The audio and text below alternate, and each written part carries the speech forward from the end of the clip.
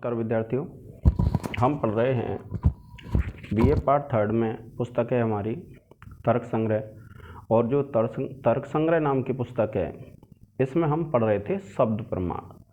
अब शब्द प्रमाण में आपने पढ़ा था आप्त वाक्यम शब्द, कि जो आप्त का वाक्य होता है वह क्या कहलाता है? शब्द कहलाता है। तो अब आप्त वाक्यम शब्द, आप्त का वाक्य शब्द होता है। तो जो वाक्य था, पहले हमने वाक्य के अर्थ ज्ञान कराने वाले हेतु, आकांक्षा, योग्यता और सन्निधि को पढ़ा। और आज हम इस लेक्चर में पढ़ेंगे वाक्य के भेद, कि वाक्य के कितने भेद होते हैं। तो देखिए, अन्नम भट्ट ने वाक्य के दो भेद किए हैं, एक वैदिक और एक लौकिक। और अन्नम भट्ट कहते हैं वाक्यम द्विविधम, कि जो वाक्य हैं वो कितने प्रकार के होते हैं? दो प्रकार के होते हैं, वैदिकम लौकिकम चैति। कि वैदिक और लौकिक दो प्रकार के वाक्य होते हैं। और ये कहते हैं वैदिकम ईश्वरोक्तत्वात् सर्वम ए प्रमाणम, कि जो वैदिक वाक्य होते हैं वह ईश्वरोक्त होते हैं, क्योंकि वेदों को अपौरुष से माना गया है। ऐसा माना जाता है कि वेदों को किसने कहा है? ईश्वर ने कहा है, भगवान ने कहा है। तो वैदिकम ईश्वर उक्तत्वात्, कि जो वैदिक होते हैं वह ईश्वर ने कहे हैं, इसलिए सर्वम ए प्रमाणम, कि जो सभी वाक्य होते हैं वैदिक, वे सभी क्या माने जाते हैं विद्यार्थियों? प्रमाण माने जाते हैं। क्यों? क्योंकि वे किसने कहे हैं? ईश्वर ने कहे हैं। और ईश्वर ने कहे हैं इसलिए वे सब क्या माने जाते हैं? प्रमाण माने जाते हैं। क्यों? क्योंकि जो वैदिक हैं वो किसने कहे? ईश्वर ने कहे। और फिर कहा कि लौकिकम तु, कि जो लौकिक वाक्य होते हैं वह तो आप्त उक्तत्वात्, आप्त कहते हैं, आप पढ़ चुके हैं, आप्तस्तु यथार्थ वक्ता, कि जो चीज़ जैसी होती है उसका उसी प्रकार से जो कथन करता है उसको क्या कहते हैं? हम आप्त कहते हैं। तो जो आप्त व्यक्ति होता है, आप्त के द्वारा जो कहे गए वाक्य होते हैं लौकिक वाक्य, वे प्रमाण माने जाते हैं। और अन्यत अप्रमाणम, और अन्य सभी क्या होते हैं? अप्रमाण होते हैं। अर्थात वैदिक तो सभी वाक्य प्रमाण माने जाते हैं। क्यों? क्योंकि वैदिक जो वाक्य हैं वो किसने कहे हैं? ईश्वर ने कहे हैं। किंतु जो लौकिक वाक्य होते हैं वह अप्रमाण माने जाते हैं। किंतु जो लौकिक वाक्य आप्त के द्वारा कहे जाते हैं उनको क्या माना जाता है? प्रमाण माना जाता है। और फिर कहते हैं, देखिए, वाक्य ज्ञानम शाब्द ज्ञानम, कि भैया जो वाक्य का ज्ञान होता है वह शाब्द का ज्ञान होता है। अब आप कहेंगे शाब्द क्या है? तो शाब्द पढ़ा था आपने, चार जो यथार्थ अनुभव पढ़े उनमें आपने जो चतुर्थ यथार्थ अनुभव पढ़ा उसका नाम था शाब्द। और तत्करणम शब्द, और उस चतुर्थ यथार्थ अनुभव का जो करण था वह कौन सा था? शब्द। तो इस प्रकार से क्या है, जो शब्द प्रमाण है, जो शब्द यथार्थ अनुभव है, जो शब्द उसका करण है, उसकी व्याख्या हो जाती है। अब देखिए, यहाँ तक क्या होता है आपके यथार्थ अनुभव, क्योंकि अनुभव के दो भेद किए थे, एक यथार्थ और दूसरा अयथार्थ। तो जो अयथार्थ अनुभव है अब हम आगे पढ़ेंगे, और ये यहाँ तक यथार्थ की परिभाषा हो जाती है। देखिए विद्यार्थियों, जब आपने बुद्धि को पढ़ा था तो बुद्धि के दो भेद किए थे, स्मृति और अनुभव। और अनुभव के भी दो भेद हो गए थे, यथार्थ और अयथार्थ। तो जो यथार्थ है उसके चार भेद किए थे हमने, यथार्थ को ही प्रमा कहा जाता है। चार भेद किए, प्रत्यक्ष, अनुमिति, उपमिति और शब्द। और उनका अब तक हम विवरण पढ़ चुके हैं। और आज इस लेक्चर में जो हम पढ़ रहे हैं वह है अयथार्थ अनुभव। और अयथार्थ अनुभव को ही क्या कहते हैं? अप्रमा कहते हैं। तो देखिए, अप्रमा के तीन भेद होते हैं, संशय, विपर्य और तर्क। कितने भेद हैं? एक संशय, दूसरा विपर्य और तीसरा तर्क। अब इन तीनों की परिभाषा पढ़ेंगे हम, संशय, विपर्य और तर्क की।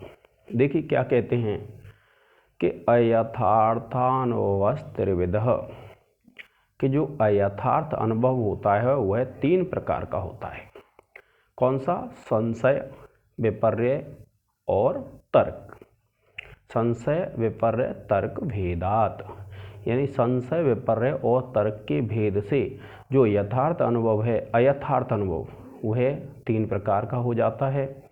अब देखिए संशय को बताते हैं, क्या कहते हैं? एकस्मिन् धर्मिणि, एक ही धर्मी में, अर्थात एक ही वस्तु में,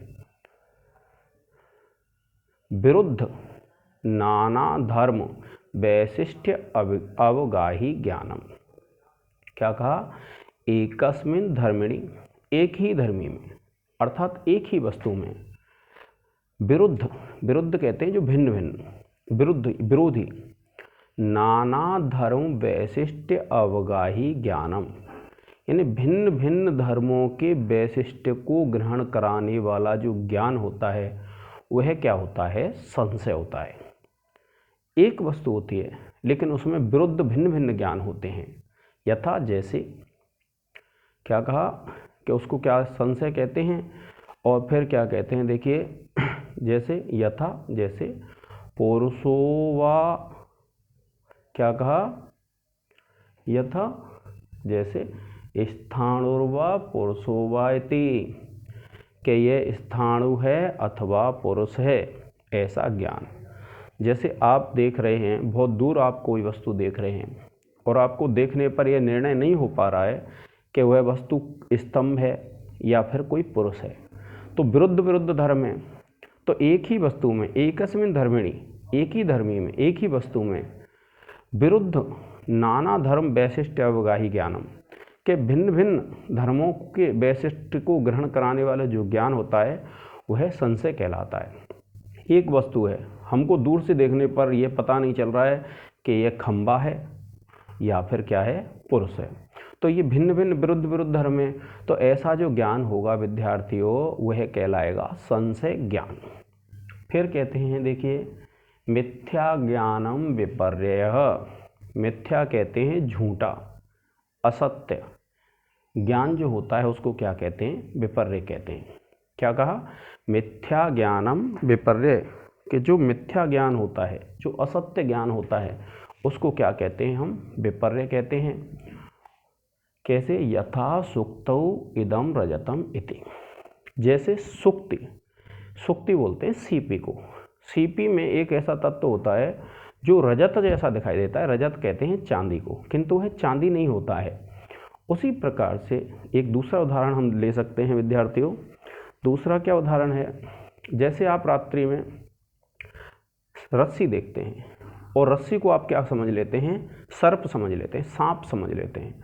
तो यह जो ज्ञान होगा वह क्या कहलाएगा? आपका मिथ्या ज्ञान कहलाएगा। और मिथ्या ज्ञान को ही क्या कहते हैं? हम विपर्य कहते हैं। तो मिथ्या ज्ञानम विपर्य यथा रज्जुर्वा सर्पोवा, रस्सी है अथवा सांप है। तो अब आप देखेंगे सुक्तौ इदम रजतम, जो सीपी होती है, सुक्ति होती है, उसको यह मान लेना यह चांदी है। ये क्या कहलाता है? आपका मिथ्या ज्ञान, विपर्य ज्ञान।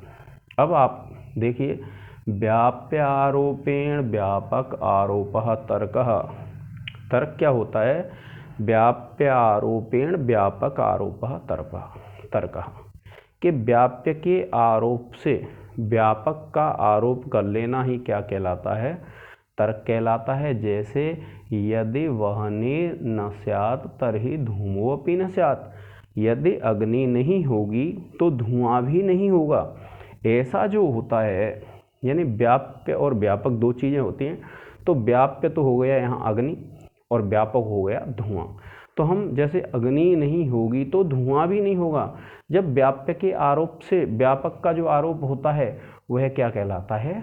तर्क कहलाता है। तो इस प्रकार से क्या है, 3 आपने अप्रमा के भेद पढ़ लिए, संशय, विपर्य और तर्क।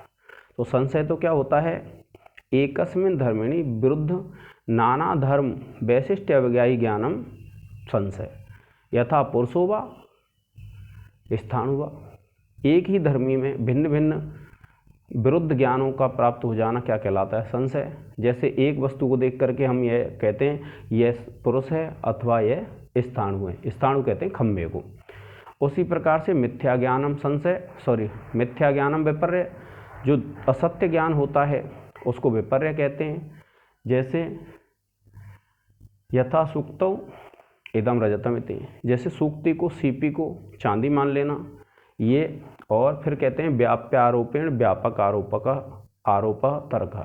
व्याप्यारोपेण व्यापक आरोप तर्क, व्याप्य के आरोप से व्यापक का आरोप कर देना, यह क्या कहलाता है? तर्क कहलाता है। जैसे यथा वह्निर्न स्यात् तर्हि धूमोऽपि न स्यात्, यदि अग्नि नहीं होगी तो धुआं भी नहीं होगा। तो ये आपके क्या है? अप्रमा है। अप्रमा के भेद हो जाते हैं। इसके बाद विद्यार्थियों स्मृति को पढ़ेंगे आप, अपनी पुस्तक में दिया हुआ है स्मृति है द्विविधा, यथार्थ अयथार्थ। कि विद्यार्थियों स्मृति भी कितने प्रकार की हो जाती है? 2 प्रकार की हो जाती है, एक यथार्थ और दूसरी अयथार्थ। तो प्रमाजन्य यथार्थ, अप्रमाजन्य अयथार्थ। जो प्रमा से यानी यथार्थ अनुभव से जो प्राप्त होगी वह यथार्थ स्मृति होगी, और जो अप्रमा से प्राप्त होगी वह अयथार्थ होगी। इसके बाद आप पढ़ते हैं इच्छा काम, काम को इच्छा कहते हैं। क्रोधो द्वेष, द्वेष को क्रोध कहते हैं, तो क्रोध को द्वेष कहते हैं। कृति प्रयत्न, अगर कोई कार्य किया जाता है उसको प्रयत्न कहते हैं। और विहित कर्मजन्यो धर्म, जो कर्म बताए गए हैं उनको करना धर्म कहलाता है। और निषिद्ध कर्मजन्य अधर्म, और जिन कर्मों का निषेध किया गया है वह अधर्म कहलाता है। और देखिए बुद्धि आदेयु अष्ट आत्म मात्र विशेष गुणा, कि जो बुद्धि पढ़ी थी आपने, बुद्धि से लेकर के 8 गिन लीजिए आप। तो बुद्धि के बाद जो 8 रहते हैं वे क्या है? आत्मा के गुण होते हैं। कौन से? बुद्धि इच्छा प्रयत्न द्विविध, कि बुद्धि इच्छा प्रयत्न 2 प्रकार के होते हैं, नित्य अनित्य। नित्य ईश्वरस्य और अनित्य जीवस्य। यानी जो 3 हैं कौन से? बुद्धि इच्छा और प्रयत्न। ये 2 प्रकार के होते हैं, नित्य और अनित्य। कि अगर ये ईश्वर में रहेंगे तो नित्य होंगे और जीव में रहेंगे तो ये अनित्य होंगे। अब इसके बाद देखिए हमारा एक 24वां गुण है, कौन सा? संस्कार। अब संस्कार के विषय में पढ़ेंगे विद्यार्थियों। देखिए जो संस्कार है वह 24वां गुण होता है, और 24वां गुण है तो संस्कार के 3 भेद किए गए हैं। कौन से? नंबर 1 वेग, नंबर 2 भावना, और नंबर 3 स्थिति स्थापक। तो देखिए अन्नम भट्ट क्या कहते हैं संस्कार का वर्णन करते हुए? संस्कारस्त्रिविधो, कि संस्कार 3 प्रकार का होता है। वेग वेगो भावना स्थिति स्थापकश्चेति। वेग भावना और स्थिति स्थापक। क्या कहा? कि संस्कार 3 प्रकार का होता है, वेग भावना और स्थिति स्थापक। तो क्या कहा है? संस्कार स्त्रिविधः, के संस्कार 3 प्रकार का होता है, वेग भावना और स्थिति स्थापक। तो वेगो पृथ्वी आदि चतुष्ट है। तो जो वेग है वो कहाँ पाया जाता है? पृथ्वी आदि 4, यानी आकाश को छोड़ दीजिए, पृथ्वी, जल, तेज और वायु, इन 4 में और मन में। कि जो वेग है वो कहाँ पाया जाता है? पृथ्वी आदि 4, पृथ्वी, जल, तेज, वायु और मन। फिर क्या कहते हैं? कि स्मृति हेतुर भावना, कि जो स्मृति का हेतु होता है, स्मृति कहते हैं याददाश्त। स्मृति का जो हेतु होता है उसको क्या कहते हैं? भावना और आत्म मात्र वृत्ति है। कि जो भावनाएं वो कहाँ पाई जाती है? उसकी वृत्ति, उसका व्यवहार केवल आत्मा में पाया जाता है। कि आत्म मात्र वृत्ति है, कि उसकी जो वृत्ति है वो कहाँ देखी जाती है? आत्मा मात्र में देखी जाती है। और फिर क्या कहते हैं? देखिए अन्यथा कृतस्य पुनः तदवस्थापादकः, कि किसी वस्तु ने दूसरा रूप धारण कर लिया है और पुनः उसी रूप में आ जाए तो ऐसा जो संस्कार है वह कहलाता है स्थिति स्थापक। जैसे कट आदि पृथ्वी वृत्ति है। कट कहते हैं चटाई को, फिर जो चटाई होती है, और चटाई का क्या होता है, पहले पृथ्वी से उत्पन्न होती है, उससे चटाई बनती है और नष्ट होती है, पुनः चटाई किस में मिल जाती है, पृथ्वी में मिल जाती है। यानी जब एक वस्तु दूसरा रूप धारण कर ले और पुनः उसी रूप में आ जाए तो उस संस्कार को कहते हैं हम स्थिति स्थापक संस्कार। जैसे मिट्टी होती है, मिट्टी से घड़ा बनता है, और मिट्टी से घड़ा बनता है, जब घड़ा नष्ट हो जाएगा पुनः मिट्टी मिल जाएगा, तो इस संस्कार का नाम होगा आपका स्थिति स्थापक संस्कार। इसी प्रकार से अन्य भी वस्तुएं होती हैं जो रूप बदल चुके हैं और पुनः अपने उस रूप में आ जाएं, तो यह कहलाता है आपका स्थिति स्थापक संस्कार। एक बार पुनः देख लीजिए कि संस्कार स्त्रिविधो, संस्कार 3 प्रकार का होता है, वेगो, भावना, स्थिति स्थापक स्थिति। वेग, भावना और स्थिति स्थापक। वेग पृथ्वी आदि 4 में और मन में पाया जाता है, और अनुभवजन्य स्मृति है, स्मृति हेतु और भावना के अनुभव से उत्पन्न जो स्मृति होती है उसका हेतु भावना होती है, और ये भावना कहाँ पाई जाती है, केवल आत्मा में। और अन्यथा कृतस्य पुनस्तद अवस्थापादक, यानी जिसने दूसरा रूप धारण कर लिया है और पुनः अपनी पूर्व अवस्था में आ जाए, तो ये जो संस्कार होता है वो होता है स्थिति स्थापक। जैसे उदाहरण दिया कट आदि पृथ्वी वृत्ति, जिस प्रकार से चटाई होती है और वह पुनः पृथ्वी में मिल जाती है, तो ऐसा जैसे मान लो घड़ा होता है, पहले मिट्टी से घड़ा बनता है और पुनः घड़ा नष्ट होने पर मिट्टी मिल जाता है, तो यही जो संस्कार है वो क्या कहलाता है, स्थिति स्थापक संस्कार कहलाता है। तो आज के इस लेक्चर में विद्यार्थियों इतना ही। जय हिंद, जय भारत।